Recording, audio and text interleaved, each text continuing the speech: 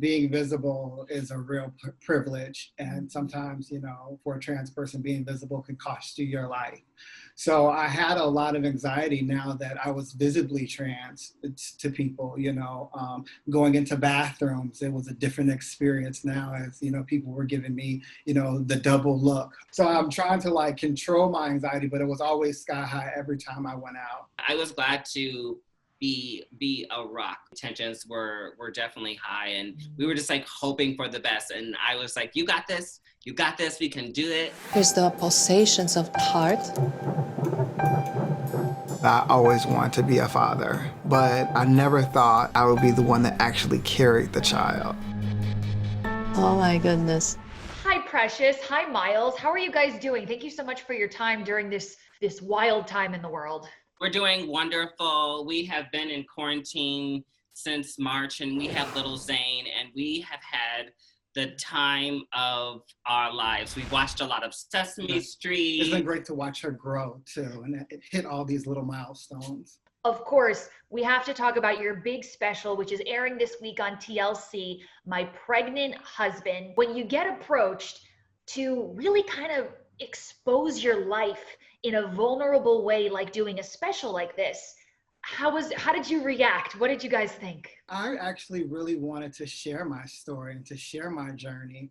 Already going through IVF, there's already not a lot of stories out there. And then being a trans masculine person, there's really not a lot of stories out there. So I kind of did it for my younger self.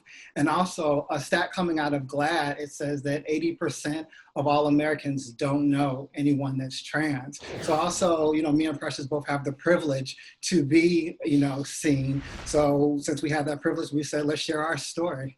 I'm also from Nebraska, and I understand the deep need for more inclusive narratives of family. So bringing Zayn into the world was just a restorative opportunity for me to create a new experience and association with the word motherhood. And I also feel that we as trans people, that we deserve depictions of us loving each other. We deserve resilient narratives, of narratives that aren't harmful about us being killed or about us being novelties in media. So we feel that this is about representation of two Black trans people loving each other and starting a family out of that love. I identify as trans masculine. I'm masculine all the way down to my core. I just happen to have the equipment to birth a child. Was there any hesitation? Was there anything where you were like, I'm willing to share my story, but this is off the table? I mean, of course, oftentimes when trans stories are told, they often want to talk about, our bodies and what we have done to our bodies. Sure. And this story is about, my body and what my body is going through, the journey that I'm going through. So it was a little hesitation of, hoping that the story would be done tasteful. When you look at, the powers that be and who's actually in charge at the end of putting these stories together, there's not a lot of people at the table that, share any of my identities often. So that was my only kind of hesitation. But then I kept thinking, you're doing this for your 12-year-old self. This story needs to be told. Throughout the entire experience, Myles and I were very communicative. With production. There was a lot of give and take in terms of the way that we wanted our story told. And we feel that it represents who we are. Myles and I have this very interesting relationship with our story, is that we let people in, but we don't let people in to an extent. We're going the Beyonce route, Myles, I have to ask you, what was it like being a pregnant man? It was an amazing experience for me. I'm actually looking forward to hopefully doing it and going through that process again. There was moments when, my dysphoria, would flare up because I wouldn't like it, but, that's just what that process does, So whether I was trans or if I wasn't, that's just what happens.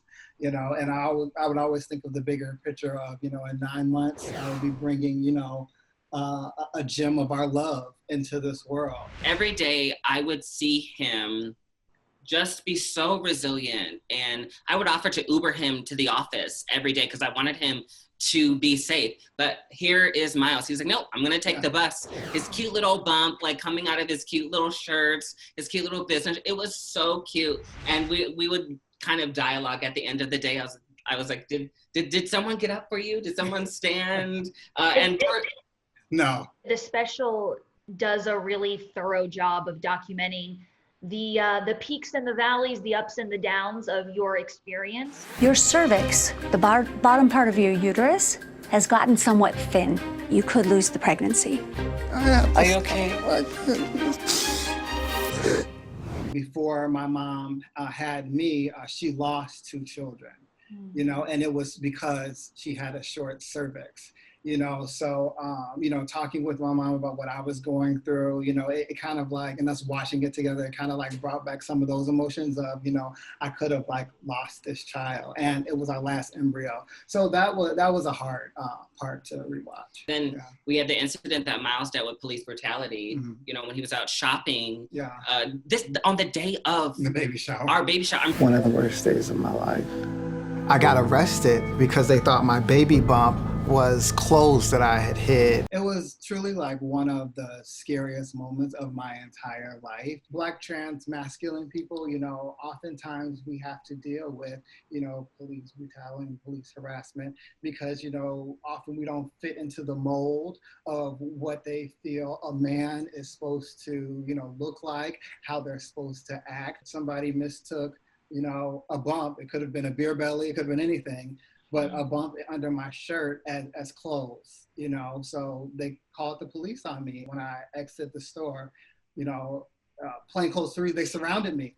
And I didn't know what, at first I thought I was getting robbed. And of course they were rough, and, you know, they eventually figured out what was going on because the female officer lifted my shirt and they all saw the bump. But it's like, you know, growing up as a black child, I've often had to talk with my parents about, you know, how to act, you know, when I am, you know, in police presence. So like, I knew what to do. And it was just one of those moments where I just had to swallow my pride, you know, be rough-housed, you know, rough-handled, and just pray that me and the baby make it okay. And, you know, thankfully we did.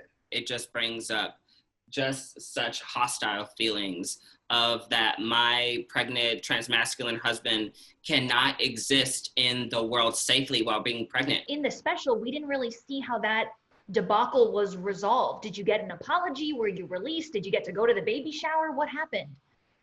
I went to the baby shower. Good. There was another day of being Black in America. I am extremely nervous. This was our last egg. This could be it. My husband is carrying my child, and if I crumble, we are not gonna make it through this. Cameras in the delivery room. A very intimate moment, a family moment. Why did you decide to do that? I wanted to be an open book. If 80% of Americans don't know somebody trans, now they do, and they've experienced a very intimate moment with me. I really looked out for him in the delivery room. And like you said, our conversations with production, we made sure that they shot from the very corner. They were almost like a fly on the wall, like they weren't even there. I was in labor for like 18 hours. So like, you know, I was focused on the goal at that moment. Well, another reason why I wanted to have the cameras in there too was because of safety. You know, I knew that if I had a camera crew following me in that moment, that I would get top-notch treatment. And we did. Precious, I do have to ask you, what was it like for you watching Myles's pregnancy journey? Was there ever feelings of frustration or like jealousy that you couldn't be the one to carry the child? No, not at all. I celebrate the fact that I had a pregnant transmasculine husband. It was our child, and it was a part of the experience of creating that new trans reality and that new world that we want to live in. And so there was never a single day that I ever felt any kind of animosity. You know, you also touch on anxiety. It's a big theme in your story, and I'm so sorry you had to experience what you did and that it made you feel that way. Talk to me about, you know, getting strange looks from people, whether it was doctors and nurses or people walking down the street. How did you deal with it? And Precious, how did you deal with it? How did you be that support system? Being visible is a real privilege. And sometimes, for a trans person, being visible can cost you your life. So I had a lot of anxiety now that I was visibly trans to people, going into bathrooms. It was a different experience now as, people were giving me, the double look.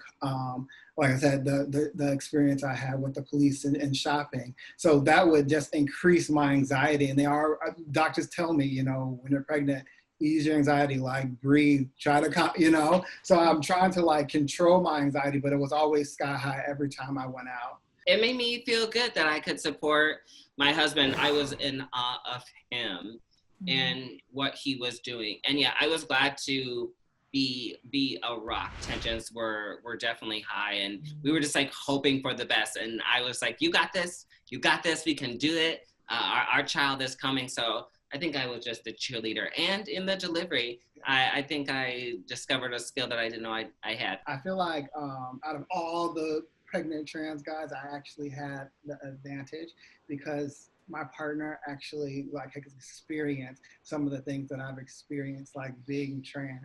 So some of the day, going through IVF, it's like, not only did I have to stop my hormones that I was taking to make me look more masculine, but going through IVF, I actually had to inject myself with some of the same things that so it's like being able to just talk to her about some of that stuff. I want to fast forward to an amazing time, December 2019, baby Zayn is born. How is parenthood? She is laughing and playing and loves Sesame Street. She is a lot like Myles, that there is a quiet fierceness, but yet she's like her mom, that she's very vocal. So it's crazy to see little parts of yourself in a child. She's amazing. She's completely changed our lives. For me, it's like I didn't really realize how strong I was until I've gone through that experience, and I feel, for it, I'm such a better person, and I know that I'm a better father for it too. My self-esteem now, it's like, your body doesn't make you who you are. It's like I'm masculine of center because I'm masculine all the way down to my core. No matter what my body looks like or no matter what my body does, it's like I am still this masculine person. And it took me a long time to get this way, and often for some trans people, to get to this feeling, it's a surgery. For me, it was having the kid. As I watched the special, I noticed that the other couple that's featured, they decided to not assign a gender to their child who was born. They said, we're going to let them make that decision as they get older. Was that ever a conversation that the two of you had? I mean, of course it was a conversation, but I feel that, I told Precious, we're just going to do the same thing, my parents did for me. I was my parents' little princess until I was 5, and I became their little prince. So, we call her she, her, she, but we also use they, them pronouns, But also, we're going to raise Zayn with the understanding that gender is on a continuum and that she has the right to identify however she wants to. Precious, you very candidly spoke about how you didn't have that same, grace with your family and your situation growing up. Now that you're a mom and your life has changed in such a beautiful way, I'm curious if you've reconnected with your family or if you've made any progress on that front. I have made a lot of progress since I've become a mother myself. And having Zayn, I will say that it has been a completely restorative experience that has peeled back so many layers and healed a deep wound in my life. There are important conversations that I'm sure you're going to be having with Zayn as she gets a little older and she can understand. Have you guys talked about when you will tell her about mom and dad being transgender and how you're going to explain that to her? Diversity is at the core of my work and at my passions. I believe in order for us to be something, we have to live it first. And so that starts in our home. That conversation has already started now of exposing Zayn to other walks of life. We're teaching her about diversity. And so she will understand that we are another kind of diversity, that families come in many shapes, sizes and forms, and that she is a part of that, and that it should be celebrated. Our child will also be able to build strength off of our stories because she'll be able to see that we were able to overcome things, and she will be able to overcome whatever obstacles or oppression she faces. God, she's so lucky to have the two of you as parents. Honestly, of course, we're also in the middle of a civil rights movement right now, and I want to know if that's something that you guys have discussed about how you'll talk to Zayn about being Black in America and how to combat racism. Well, of course, I mean, we're raising a young Black child, and anybody that's raised a young Black child knows that this is a conversation that even happens before they get into the world. We live in a society where people don't value you just because the color of your skin. So, you know, those conversations have already started. We need people who are the march in the chant. We need people who are navigating institutions. We need people in government shaping public policy. But for me, in this moment in time, my act of revolution is curating Little Black Girl Joy for Zayn, that our daughter is smiling and that she feels loved. Our job is to ensure that whatever Zayn wants to do in this life, that she can do it.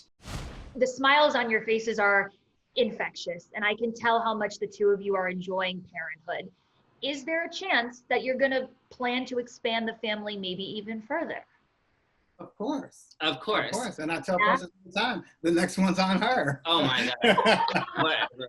No, but we do want to expand our family, whether we have another one or we adopt. And my last question, just something kind of fun that I noticed. Miley Cyrus follows both of you. Right, because we're part of the Happy Hippie Foundation. So when Myles and I first got engaged, Miley invited us to be a part of a photo shoot that she did launching the offset of her foundation, celebrating trans and gender nonconforming folks. What do you think of the way she's using her platform? I think it's incredible. I think a lot of people have a lot to say about her, but she has used her platform to push equality within the LGBT community. She has, in the national conversation against gun violence, in support of the environment and pushing against climate change. She inspires me. Yeah, and Zayn loves the Hannah Montana theme song.